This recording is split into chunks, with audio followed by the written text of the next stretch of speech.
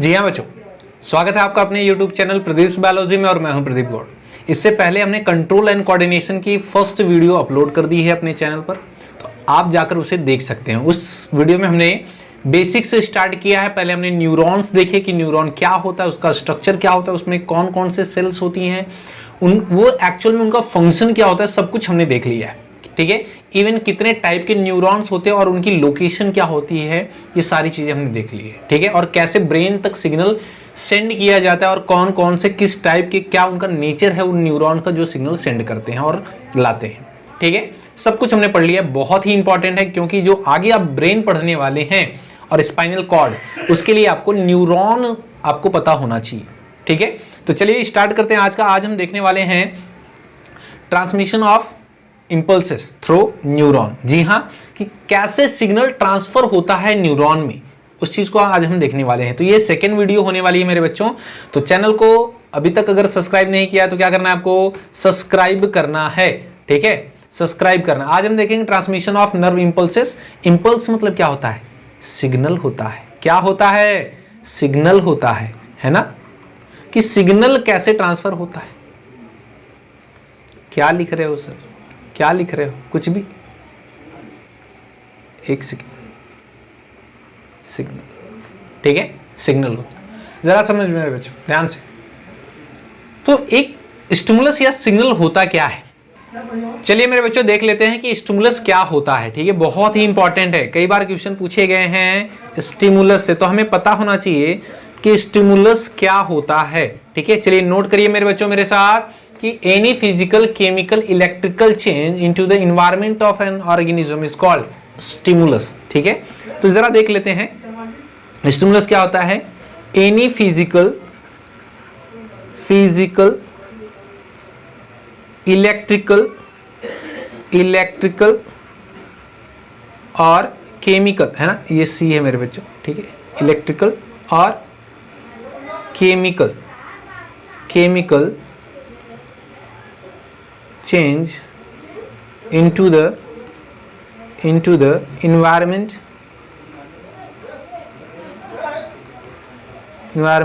of an organism is called क्या बोलेंगे बच्चों, स्टिमुलस, है ना, स्टिमुलस। इसी को क्या बोलते हैं, सिग्नल। अब जरा समझो मेरे बच्चों ध्यान से, कैसे हम समझेंगे। एक सिंपल एग्जांपल लेते हैं, जरा समझो। फॉर एग्जांपल, आपने मुझे टच किया, ठीक है, मेरी स्किन पर टच किया या पीछे ऐसे टच किया आपने, तो ये कैसा स्टिमुलस हुआ, फिजिकल स्टिमुलस हुआ। मैं रास्ते से जा रहा था, आपने मेरे ऊपर एक बाल्टी पानी फेंक दिया या फिर मेरे ऊपर एसिड फेंक दिया, ये क्या हुआ, केमिकल स्टिमुलस हुआ। ठीक है, मुझे गुस्सा आया, मैंने तुझे इलेक्ट्रिक शॉक दिया, ये कैसा हुआ, इलेक्ट्रिकल स्टिमुलस हुआ। ठीक है, चलो अब गांधी जी थोड़ी हैं कि हर चीज को इग्नोर करें। ठीक है, हाँ चलो मेरे बच्चों समझो। तो ये जो स्टिमुलस होता है मेरे बच्चों, ये जो सिग्नल होता है ना, हमें पता है ये सिग्नल एक्चुअल में, अगर सपोज करो ये यहाँ पर हम लिखते हैं स्टिमुलस। ठीक है, स्टिमुलस है ना, स्टिमुलस। ये जो सिग्नल है ये रिसीव कौन करेगा, पहले डेंड्राइट्स इस सिग्नल को कहां पर लाएंगे बच्चों, बताइए, साइटोन के पास, है ना। ये क्या है मेरे बच्चों, साइटोन है। साइटोन के थ्रू फिर किधर की तरफ जाएगा, ये एक्सॉन के पास, जाएगा, फिर किधर जाएगा, ये साइनेप्टिक नोब के पास, इसके टर्मिनल एंड पर। फिर क्या होगा, यहां पर कोई दूसरा न्यूरॉन होगा, ठीक है, कोई दूसरा न्यूरॉन होगा ऐसे, फिर ये सिग्नल उसे ट्रांसफर हो जाएगा और धीरे धीरे ये कहां जाएगा, ब्रेन के पास। ठीक है, यहाँ नीचे ब्रेन होगा तो सेम सिग्नल ट्रांसफर होकर इस न्यूरॉन से फिर कहाँ पे, इसके एक्सॉन से फिर कहाँ, इसके ब्रेन तक। ठीक है, ऐसे सिग्नल ट्रांसफर होते हैं। तो एक्चुअल में हमें समझना है क्या है मेरे बच्चों। ठीक है, समझो, ये जो एक्सॉन दिख रहा है ना, इस पे सिग्नल कैसे ट्रांसफर होते हैं, यही हमें समझना है। ठीक है, पहले आप स्टिमुलस को नोट करिए, वीडियो को पॉज करके, फिर हम बताते हैं कि कैसे ट्रांसफर होता है। ठीक है, चलिए वीडियो को पॉज करके नोट कर लिया, आगे बढ़ते हैं। चलो, तो हम क्या करते हैं बच्चों, इस पार्ट को कट करते हैं, एक्सॉन की इस पार्ट को कट करते हैं। ठीक है, और बनाते हैं, यहां पर देखो सिर्फ एक्सॉन बनाएंगे। ये एक एक्सॉन है मेरे बच्चों, ध्यान से देखो, ये एक्सॉन है। अब ये जो एक्सॉन है ना, ये ओवरऑल क्या है मेरे बच्चों बताइए, एक्सॉन, ठीक है, एक्सॉन। अच्छा, एक्सॉन की जो मेम्ब्रेन होती है, ये जो प्लाज्मा मेम्ब्रेन है इसको बोलते हैं एक्सोलेमा। क्या बोलते हैं, एक्सोलेमा, ठीक है मेरे बच्चों। अच्छा, इसमें जो फ्लूइड प्रेजेंट होता है, ठीक है, जो साइटोप्लाज्म होगा, ठीक है, जो साइटोप्लाज्म प्रेजेंट होता है एक्सॉन के अंदर, उसे बोलते हैं एक्सोप्लाज्म। क्या बोलते हैं, एक्सोप्लाज्म। क्लियर है मेरे बच्चों, समझ में आया। अच्छा, और समझ मेरे बच्चों ध्यान से, इसी को हम एक और नाम देते हैं आईसीएफ। क्या बोलते हैं, आईसीएफ। आईसीएफ मतलब क्या, इंट्रासेलुलर फ्लूइड। क्या बोलते हैं इसे हम,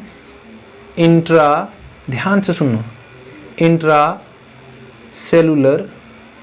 फ्लूइड, है ना, इंट्रासेलुलर फ्लूइड बोला है। ये कुछ और नहीं है, साइटोप्लाज्म ऑफ एक्सॉन है, एक्सॉन का साइटोप्लाज्म, ठीक है। अच्छा समझो, इसके बाहर क्या प्रेजेंट होता है बच्चों, इसके बाहर क्या प्रेजेंट होता है, टिश्यू फ्लूइड। क्या प्रेजेंट होता है, न्यूरॉन है ना, न्यूरॉन के बाहर तो टिश्यू फ्लूइड होगा, ठीक है, टिश्यू फ्लूइड, ठीक है। टिश्यू फ्लूइड को ही क्या बोलते हैं, एक्स्ट्रा सेलुलर फ्लूइड, ECF बोलेंगे। ECF का फुल फॉर्म क्या हुआ बच्चों, एक्स्ट्रा सेलुलर फ्लूइड। बात समझ में आई, एक्स्ट्रा सेलुलर फ्लूइड बोलते हैं, ठीक है। अच्छा, एक्सॉन के अंदर ICF इंट्रासेलुलर फ्लूइड, एक्सॉन के बाहर एक्स्ट्रा सेलुलर फ्लूइड। एक्स्ट्रा मतलब क्या, आउटसाइड। बात समझ में आई। अब कुछ इंपॉर्टेंट चीजें मेरे बच्चों नोट करिए, इंपॉर्टेंट चीजें क्या है। ये जो ICF होता है ना, ICF, यहां पर क्या होता है, मोर सोडियम आयन, ठीक है। और यहां अंदर क्या होगा बताइए, ICF में क्या होगा, लेस सोडियम आयन। क्या होगा, लेस सोडियम आयन, ठीक है। और मेरे बच्चों समझो जरा, यहां ICF में, ठीक है, ये ICF जो है, ICF में देखिए क्या होगा, इंट्रासेलुलर फ्लूइड है ना, इंट्रासेलुलर फ्लूइड में क्या होगा, मोर पोटेशियम। ध्यान से देखो, मोर पोटेशियम, और लेस क्या होगा, सोडियम। क्लियर है मेरे बच्चों, ध्यान से समझो। अगर हम सोडियम की बात करें तो सोडियम कहां पर ज्यादा होगा, ECF में, एक्स्ट्रा सेलुलर फ्लूइड में। सोडियम कम कहां पर होगा, ICF में, इंट्रा सेलुलर फ्लूइड में। पोटेशियम ज्यादा कहां होगा, ICF में, कम कहां होगा, ECF में। क्लियर है, ये हमें समझ में आ गया। समझो और क्या होता है मेरे बच्चों, ICF के अंदर कुछ और भी निगेटिव चार्ज प्रोटीन होते हैं। और क्या होते हैं, निगेटिव चार्ज प्रोटीन होते हैं। क्लियर है मेरे बच्चों, जब निगेटिव चार्ज प्रोटीन होते हैं बहुत ज्यादा, ठीक है, बहुत ज्यादा निगेटिव चार्ज प्रोटीन होते हैं, तो जब कोई भी, ये जो एक्सॉन है, कोई भी ट्रांसमिट नहीं करती इंपल्स, किसी सिग्नल को नहीं लेकर के जाती मेरे बच्चों, तो होता क्या है, ये एनर्जी का यूज करती है, ठीक है, एनर्जी का यूज करेगी, और यहां से 3 सोडियम आयन को एनर्जी का यूज करके सोडियम पोटेशियम पंप के थ्रू कहां, आउटसाइड भेज देगी। बात समझ में आई क्या, सोडियम का यूज करके किसके लिए, एनर्जी का यूज करके कहां भेज देगी, आउटसाइड भेज देगी।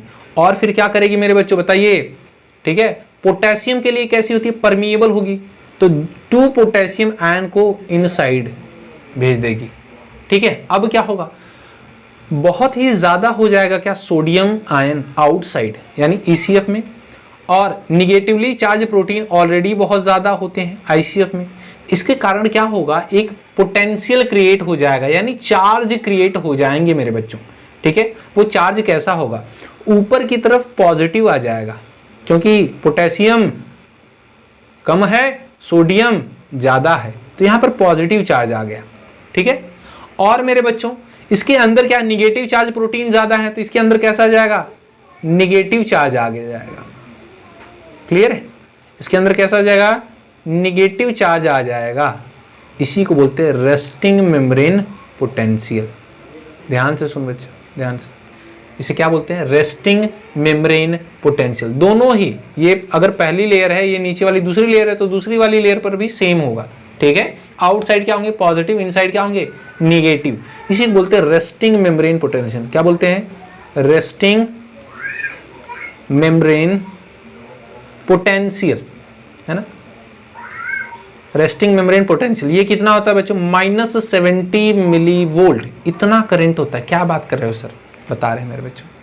कभी आपको यहाँ हाथ के पीछे, है ना, यहाँ कोने के पीछे, एल्बो के पीछे, यहाँ पर चोट लगी क्या, पूरा हाथ झन्ना गया होगा, है ना, तो आपने गाना भी गाया होगा, लगे 440 वोल्ट छूने से तेरे, है ना। हाँ, तो क्यों, क्योंकि कुछ तो सिग्नल है ना, कुछ तो चार्ज है ना तू बेटा, है ना, इलेक्ट्रिसिटी फ्लो हो रही है बॉडी में। हालांकि तू किसी को इससे शॉक नहीं दे सकता, हाँ, ठीक है, समझो। तो जो रेस्टिंग मेम्ब्रेन पोटेंशियल होता है, ठीक है, जब कोई भी कंडक्ट नहीं करे, किसी भी टाइप का सिग्नल नहीं ले जा रही है ये एक्सॉन मेम्ब्रेन, तो क्या होगा, इस पे -70 मिली वोल्ट का क्या होगा, पोटेंशियल होगा। ठीक है, इसको जरा नोट करना, बहुत ही इंपॉर्टेंट है मेरे बच्चों। ठीक है, अब आगे हम देखेंगे कि ये जो सिग्नल होता है कैसे ट्रांसफर करती है। ठीक है, इसको नोट कर लीजिए, स्क्रीनशॉट ले लीजिए, एक साथ सारी चीजें हो जाएंगी। बस इतना तुम्हें समझ में आ गया तो बाकी सारी चीजें समझ में आ जाएंगी। ठीक है मेरे बच्चों, चलिए इरेज करें, स्क्रीनशॉट लीजिए, इरेज करते हैं।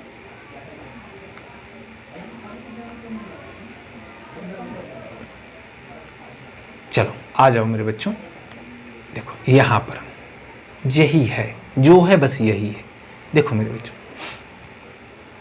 तो हमने ये बनाया था, ठीक है, ये क्या है, ये क्या है, एक्सॉन है ना, ये क्या है, देखो एक्सॉन है, ये दोनों लेयर मिलाकर क्या बना रही है, एक्सॉन। और जब एक्सॉन कैसी होगी, रेस्टिंग में होगी, तो आउटसाइड देखिए क्या है, पॉजिटिव है, इनसाइड क्या है, निगेटिव है। ठीक है, निगेटिव है, इसी को बोला था क्या, रेस्टिंग मेम्ब्रेन। और रेस्टिंग मेम्ब्रेन पोटेंशियल कितना होता है, -70 मिली वोल्ट। समझ में आया क्या सर, हाँ सर। अब जरा समझ मेरे बच्चों, बाहर देखिए क्या है, ECF है, क्या है, ECF है, अंदर क्या है मेरे बच्चों, ICF, इंट्रासेलुलर फ्लूइड। तो बाहर देखिए क्या ज्यादा है, सोडियम ज्यादा है, अंदर क्या ज्यादा है, पोटेशियम ज्यादा है, और क्या निगेटिवली प्रोटीन कुछ ज्यादा होंगे। दैट्स वाई कैसा चार्ज है, निगेटिव। अब जरा समझिए, ये जो वेरी वेरी IMP कर लेना बेटा, ये समझ में आ गया, सब कुछ समझ में आ जाएगा। समझ क्या दिया है, एप्लीकेशन ऑफ स्टिमुलस। जी हाँ, आप सिग्नल देंगे तो क्या होगा, ऑन अ रेस्टिंग नर्व, एक ऐसी एक्सॉन, ऐसा एक नर्व जो कि पहले से क्या है, रेस्टिंग फेज में है, -70 मिली वोल्ट का उसमें करंट है, पोलराइजेशन है। ठीक है, अगर उसे सिग्नल देंगे तो क्या होगा, permeability of membrane change and it becomes more permeable to sodium. जी हाँ मेरे बच्चों, पहले कैसी होगी, ये सोडियम के लिए इम्परमिएबल होगी। ठीक है, एनर्जी लगाकर ही आप उसे बाहर निकाल सकते हो, वैसे ही विदाउट पैसिव एनर्जी के थ्रू, मतलब पैसिवली विदाउट एनर्जी कंज्यूम किए हुए आप सोडियम को बाहर नहीं निकाल सकते थे। ठीक है, लेकिन जैसे ही आप सिग्नल देंगे, जैसे आपने मुझे छुआ, तो वैसे क्या हुआ, मेरे न्यूरॉन्स की परमिबिलिटी चेंज हो गई। अब जो सोडियम बाहर है ना, वो अंदर आने लगेगा। बात समझ में आई क्या, फिर क्या होगा, देखो जरा क्या बोला है, sodium ion diffuse into the neuron from ECF। ECF से क्या होने लगेगा, अंदर की तरफ आने लगेगा। ठीक है, तो यहां पर मैं थोड़ा इरेज करता हूं और दिखाता हूं। क्या देखिए बच्चों, ये सोडियम जो है ECF से अंदर की तरफ आ रहा है, बिल्कुल आ रहा है। यहां से भी देखिए सोडियम अंदर की तरफ जाएगा। ठीक है, जब सोडियम अंदर की तरफ जाएगा मेरे बच्चों, तो क्या होगा, ये एक डीपोलराइजेशन हो जाएगा। ठीक है, डीपोलराइजेशन हो जाएगा, तो ये जो पॉजिटिव चार्ज है कहां हो जाएगा, अंदर की तरफ। ठीक है, पॉजिटिव चार्ज कहां हो जाएगा, अंदर की तरफ। निगेटिव चार्ज कहां हो जाएगा, बाहर की तरफ। बात समझ में आई क्या, जहां से भी होगा। तो हमारे बुक में कहां से दिखाया गया है, यहां से दिखाया गया है, इस रीजन पर, कि सोडियम जो है वो अंदर की तरफ आएगा। ठीक है, और पोटेशियम जो होगा वो बाहर की तरफ जाएगा, ऐसे दिखाया गया। ठीक है, हालांकि यहाँ पर अभी रेस्टिंग मेम्ब्रेन है, जब हम इसे स्टिमुलस देंगे तो ऐसा ही होगा। ठीक है, तो देखिए यहाँ पर एक्साइटेड एक्सॉन, जब हमने इसे स्टिमुलस दिया, स्टिमुलस अप्लाई, तो फिर क्या हुआ, सोडियम अंदर की तरफ आने लगा, पोटेशियम बाहर की तरफ जाने लगा। सोडियम देखिए अंदर की तरफ आने लगा, पोटेशियम बाहर की तरफ जाने लगा। तो इसके अंदर कौन सा चार्ज हो जाएगा मेरे बच्चों, बताइए कौन सा चार्ज हो जाएगा, पॉजिटिव चार्ज इनसाइड हो जाएंगे, पॉजिटिव चार्ज इनसाइड हो जाएंगे। जो इनसाइड था निगेटिव चार्ज, वो कहां चला जाएगा, आउटसाइड। अब इसी को बोलेंगे क्या, डीपोलराइजेशन। इसी को और एक नाम देते हैं बच्चों, एक्शन पोटेंशियल। क्या नाम देते हैं, एक्शन पोटेंशियल। ठीक है, एक्शन पोटेंशियल कितना होता है मेरे बच्चों, +30 मिली वोल्ट होता है। ठीक है, याद रखेंगे, बहुत ही ज्यादा इंपॉर्टेंट। कितना होता है, 30 मिलीवोल्ट। देखिए membrane potential change from -70 millivolt to about +30 millivolt and this change in the membrane potential is called action potential. जी हाँ, पहले रेस्टिंग मेम्ब्रेन थी, ठीक है, कोई भी सिग्नल नहीं दिया था, लेकिन जैसे ही आपने टच किया उसे एक सिग्नल दिया तो फिर क्या हुआ, आयंस चेंज हो गए, ठीक है, जो सोडियम बाहर था वो अंदर जाने लगा, जिसकी वजह से एक +30 मिलीवोल्ट का करंट जनरेट हुआ। अब क्या होगा, यही आयन आगे की तरफ मूव करते रहेंगे, ठीक है, आगे की तरफ मूव करते रहेंगे और ये सिग्नल जो है आगे की तरफ चलता जाएगा। देखिए पहले ये यहां पर हुआ करता था, लेकिन आगे चल के ये कहां चला गया, नेक्स्ट पोजीशन, फिर आगे ट्रांसफर होकर कहां चला जाएगा, नेक्स्ट पोजीशन पर, ऐसे ही चलता जाएगा। आगे देखो मेरे बच्चों, since the polarity has been revealed from negative on outside and positive inside, ठीक है, बोला है कि पॉजिटिव जब रिवर्ट होता है तो निगेटिव कहां है, आउटसाइड है, ठीक है, निगेटिव कहां है, आउटसाइड हो गया, और पॉजिटिव कहां है, inside. It is also called depolarization, इसी को क्या बोला है, डीपोलराइजेशन, ठीक है, कंपेयर टू किसके, ईसीएफ के, एक्स्ट्रा सेलुलर फ्लूइड के। आगे क्या होगा मेरे बच्चों, आगे क्या होगा देखो जरा, रिपोलराइजेशन में क्या होगा, रिपोलराइजेशन में at the peak of action potential +30 millivolt the sodium channel close. अब जो सोडियम अंदर आ रहे थे वो बंद हो जाएंगे, ठीक है, क्लोज हो जाएंगे। फिर क्या होगा बच्चों, potassium gates open, the membrane becomes more permeable to potassium. फिर से कैसा होगा, देखो ये पहले वाला केस बन जाएगा, ये वाला केस, ठीक है। अब क्या होगा, सोडियम जो है वो क्या हो रहा है, अंदर नहीं आ पाएगा, इसके लिए बंद कर दिया गया दरवाजा, और पोटेशियम चैनल इजीली अंदर आ रहा है। फिर से कैसी की जा रही है, रेस्टिंग मेम्ब्रेन में किया जा रहा है, ठीक है। आगे देखो, potassium and diffuse out of the axon, ठीक है, एक्सॉन के आउटसाइड चला जाएगा। फिर जब एक्सॉन के आउटसाइड चला जाएगा तो फिर क्या होगा, अच्छा यहाँ पर रीपोलराइजेशन दिया गया है, ठीक है, जब आउटसाइड चला जाएगा तो फिर से क्या होगा, सिर्फ इसमें निगेटिव प्रोटीन ही बचेंगे, तो फिर से निगेटिव आ जाएगा इसमें, ठीक है, और बाहर सोडियम तो ऑलरेडी था ही और पोटेशियम भी था, पोटेशियम भी बढ़ गया ना बाहर जाने पे, तो फिर से कैसा बाहर आ जाएगा, पॉजिटिव। इसीलिए मेरे बच्चों यहाँ पर आप देख पा रहे होंगे कि बाहर क्या हो गया, फिर से पॉजिटिव हो गया और अंदर निगेटिव प्रोटीन था, दैट्स वाई कैसा हो गया, निगेटिव चार्ज। और जो हमारी इंपल्स कभी यहाँ पर हुआ करती थी ए साइड पर, ये ट्रांसफर होकर चली गई कहाँ, बी साइड पर, ठीक है, यहाँ से ट्रांसफर होकर यहाँ पर चली जाएगी ना, ये वाला दूसरा वाला है, मैंने दूसरे पे जगह दिखा दिया है। चलिए आगे देखते, the inside the membrane becomes less and less positive because negative once again. जी हाँ, पोटेशियम जब बाहर निकलेगा तो फिर से एक बार निगेटिव हो जाएगा।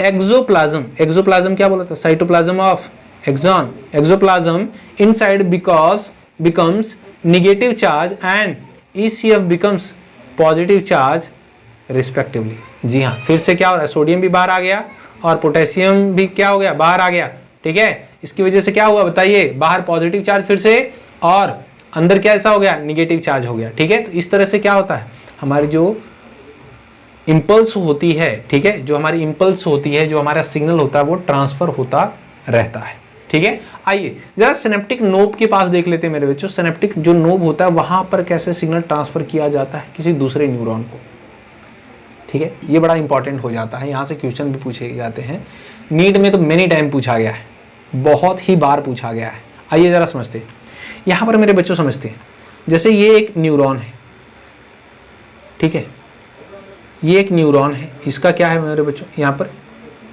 डेंड्राइट्स लगे हैं, ठीक है, डेंड्राइट्स लगे हैं, ये इसका साइटॉन हो गया, और यहाँ पर क्या है, सिनेप्टिक नोड, ठीक है, वी ऑलरेडी नो। और यहाँ पर देखिए फिर से एक न्यूरॉन का क्या है, यहाँ पर साइटॉन है, और यहाँ पर एक्सॉन है, और ये फिर से क्या है, टीलोडेंड्राइट, ठीक है, समझो। ये क्या है, एक्सॉन, ये क्या है मेरे बच्चे बताइए, साइटॉन, और ये क्या है, डेंड्राइट, है ना, डेंड्राइट। तो मेरे बच्चों समझो, हम जानते हैं कि डेंड्राइट सिग्नल लाता है किसके पास, साइटॉन के पास, साइटॉन से फिर कहाँ, एक्सॉन के थ्रू होता हुआ कहाँ आएगा, टीलोडेंड्राइट के पास, ठीक है। ये क्या है मेरे बच्चों, जो नोब दिख रहे हैं आपको, ये क्या है, टीलोडेंड्राइट में ही क्या है, साइनेप्टिक नोब, साइनेप्टिक नोब, ठीक है, साइनेप्टिक नोब है मेरे बच्चों, समझो जरा। तो ये जो साइनेप्टिक नोब होते हैं, यहाँ पर जब सिग्नल आ जाएंगे, न्यूरोट्रांसमीटर आ जाएंगे, तो यहाँ से कैसे ये सिग्नल इस दूसरे वाले न्यूरॉन को मिलेंगे, इसी को यहाँ पर दिखाया गया है। ठीक है, तो आप जो यहाँ पर देख पा रहे हैं, ये वाला जो डेंड्राइट्स देख पा रहे हैं और ये वाला जो सिनेप्टिक नोब देख पा रहे हैं, ये वाला सिनेप्टिक नोब देखिए ये है। ठीक है, और ये जो डेंड्राइट्स देख पा रहे हैं दूसरे वाले न्यूरॉन का, ये यहाँ पर है, ऐसे बनाया गया है, थोड़ा बड़ा बनाया गया है। ठीक है, ऐसे बनाया गया है। बात समझ में आई क्या? इस पे क्या होते हैं, रिसेप्टर्स लगे हुए होते हैं। ठीक है, जो सिग्नल को क्या करते हैं, कैच करते हैं। अब समझना आपके लिए बड़ा जरूरी हो जाता है मेरे बच्चों, कुछ चीजें समझिए। तो जो न्यूरॉन होते हैं ना, न्यूरॉन के बीच में, दो न्यूरॉन के बीच में थोड़ा सा गैप प्रेजेंट होता है। ठीक है, उसे बोलते हैं सिनेप्टिक क्लेफ्ट। यहां पर देखिए, ये न्यूरॉन ए है, ये न्यूरॉन ए है, इसके नीचे क्या है, न्यूरॉन बी है। ठीक है, देख पा रहे हैं? तो दोनों न्यूरॉन के बीच में जो गैप प्रेजेंट होता है उसे क्या बोलते हैं, सिनेप्टिक क्लेफ्ट। ठीक है, अब जो सिनेप्टिक क्लेफ्ट है मेरे बच्चों, इसी के बेसिस पर हम क्या करते हैं, जो सिनेप्टिक क्लेफ्ट के ऊपर होता है न्यूरॉन, उसे बोलते हैं क्या, प्री सिनेप्टिक न्यूरॉन। क्या बोलते हैं मेरे बच्चों, प्री सिनेप्टिक न्यूरॉन। प्री मतलब क्या, पहले। अच्छा, इस सिनेप्टिक क्लेफ्ट के जो बाद होगा न्यूरॉन, उसे क्या बोलेंगे, पोस्ट सिनेप्टिक न्यूरॉन। क्या बोलेंगे मेरे बच्चों, बताइए, पोस्ट सिनेप्टिक न्यूरॉन। यहां पर देखो, सिनेप्सिस के बाद होगा, सिनेप्स के बाद होगा, इसलिए बोला क्या, पोस्ट मतलब क्या, आफ्टर, बाद में। क्लियर है मेरे बच्चों? चलिए समझते हैं। अब जरा समझो, ऊपर से हमें पता है, ऊपर से कि यहां से साइटोन है, यहां पर डेंड्राइट्स थे, डेंड्राइट सिग्नल ला रहे हैं साइटोन के पास, साइटोन से एक्सॉन के पास, एक्सॉन के बाद कहां पर, टीलोडेंड्राइट है ना, टीलोडेंड्राइट, टीलोडेंड्राइट के बाद कहां पर, साइनेप्टिक नोब, साइनेप्टिक नोब के पास है ना, नोब के बाद। तो ये साइनेप्टिक नोब दिखाई गई है आपको, ये पूरा। ठीक है, ये ए न्यूरॉन है, न्यूरॉन ए है, तो इसका सिनेप्टिक नोब यहां पर दिखाया गया है। ठीक है, यहां पर नीचे न्यूरॉन बी दिखाया गया है। ठीक है, अब मेरे बच्चों एक चीज समझिएगा आप। ठीक है, एक चीज आप समझिएगा, यहां पर देखो, फिर से मैं बता देता हूं, प्री सिनेप्टिक न्यूरॉन, यहां पर है पोस्ट सिनेप्टिक न्यूरॉन। ठीक है, ये न्यूरॉन बी है, ये न्यूरॉन ए है।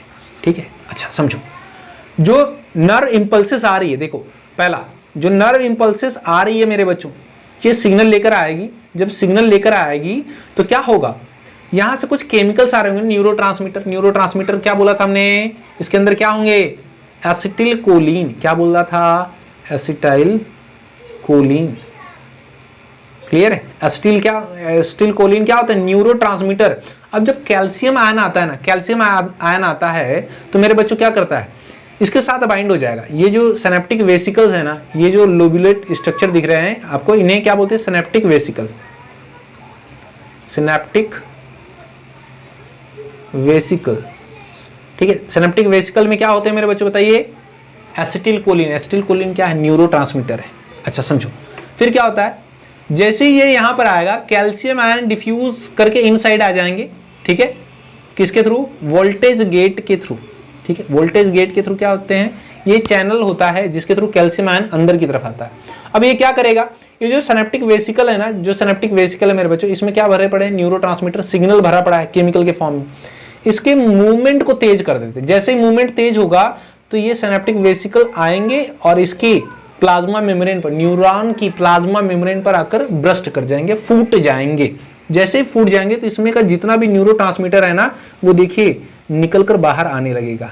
देख पा रहे हैं क्या, कहां पर, बताइए, सिनेप्टिक क्लेफ्ट में। कहां पर मेरे बच्चों, देख रहे हैं, सिनेप्टिक क्लेफ्ट, सिनेप्टिक क्लेफ्ट में आने लगेगा। अब जरा समझो, जैसे सिनेप्टिक क्लेफ्ट में आया ये न्यूरोट्रांसमीटर, ठीक है, जैसे ही सिनेप्टिक क्लेफ्ट में आएगा तो ये जो पोस्ट सिनेप्टिक न्यूरॉन है ना, जो दूसरा वाला न्यूरॉन है, इस पर रिसेप्टर प्रेजेंट होते हैं। ठीक है, यहां पर देखिए, ठीक है, ये क्या होते हैं, रिसेप्टर प्रेजेंट होते हैं। ये क्या होते हैं बच्चों, ये सिग्नल जो न्यूरॉन ट्रांसफर हुआ है, ठीक है, जो न्यूरॉन अपने सिग्नल को ट्रांसफर कर रहा है, उससे जो न्यूरोट्रांसमीटर रिलीज हुए हैं। कंफ्यूज हो रहे हो, फिर से रिपीट करता हूं, ध्यान से सुनो। जो न्यूरोट्रांसमीटर रिलीज किया सिनेप्टिक क्लेफ्ट में, उस न्यूरोट्रांसमीटर को कैच करने का काम, उसके सिग्नल को कैच करने का काम कौन करेगा, ये रिसेप्टर करेंगे। ये जो प्रोटीन चैनल लगे हुए हैं पोस्ट सिनेप्टिक न्यूरॉन में, यानी दूसरे वाले न्यूरॉन में।